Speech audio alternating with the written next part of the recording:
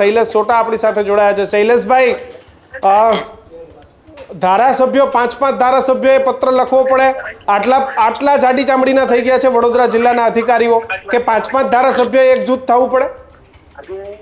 5 ધારાસભ્યો જિલ્લાના છે, જિલ્લાના અધિકારીઓ કામ ના કરતા ત્યારે 5 ભેગા થઈને લખવો પડે છે।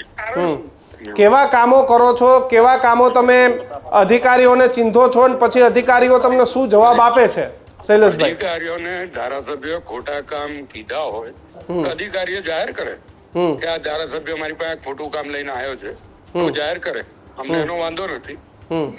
જો અમે ખોટા હોઈએ તો એમને જાહેર કરવું જોઈએ અધિકારીઓને, એમાં ક્યાં ના પાડે છે? કોઈ ખોટું કામ કોઈ પણ 5 માંથી એકે કીધું હોય તો જે અધિકારી હોય એ કહે જાહેરમાં। શૈલેષભાઈ, આમ તો અધિકારીઓની માગણીઓ પણ ધારાસભ્યો ઘણીવાર કરતા હોય છે કે અમારા વિસ્તારમાં આને મૂકો, આને મૂકો। આ તો એકદમ ઉલટું દ્રશ્ય આવ્યું કે કોઈ પણ અધિકારી આખા જિલ્લાના તમામ, એ ચાલે જિલ્લા વહીવટી હોય કે કલેક્ટર હોય કે પછી પોલીસ હોય, કોઈ જવાબ નથી આપતું। અમારા મૂકેલા હોત તો અમને જવાબ આપત ને। જો અમે અમારે પડ્યા હોત તો જે તે અમારે આ લખવાનો વારો ના આવ્યો। શૈલેષભાઈ, જનતાને કેવી રીતે મનસ્વી જવાબ આપે છે, કેવી રીતે મૂર્ખ બનાવે છે અધિકારીઓ, મારે એ જાણવું છે તમારી પાસે।